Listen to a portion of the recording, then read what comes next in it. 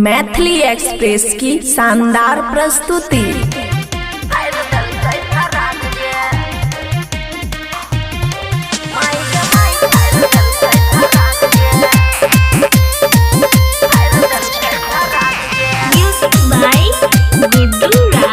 खुशी recording studio बलुआहा। हलो बस में न घास गेलो मकई के खेत में हे गई सुतला में दर्द उठे है सखी पेट में। हलो बस में न घास गेले मकई के खेत में सुतला में दर्द उठे है सखी पेट में।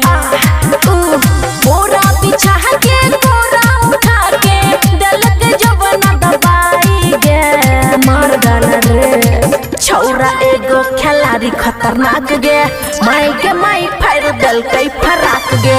छौरा एगो खिलाड़ी खतरनाक गे माई गे माई फायर दल कई फराक गे।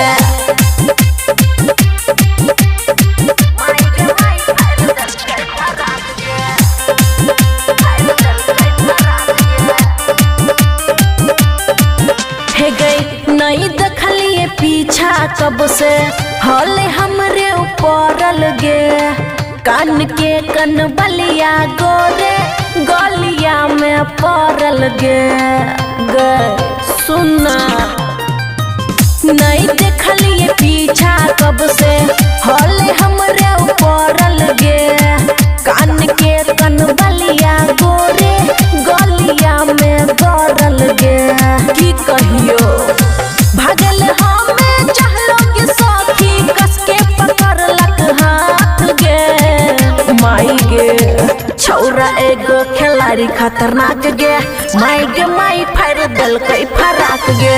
छौरा एगो खिलाड़ी खतरनाक गे माई गे माई फायर दल कई फराक गे।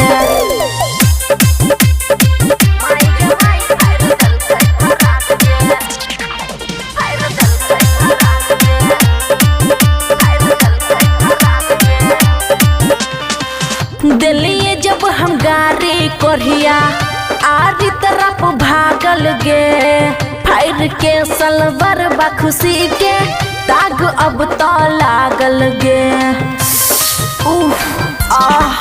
हे गई दिलिए जब हम गाड़ी कोरिया आरी तरफ भागल गे फायर के सलवर बखुशी के दाग अब तो लागल गे।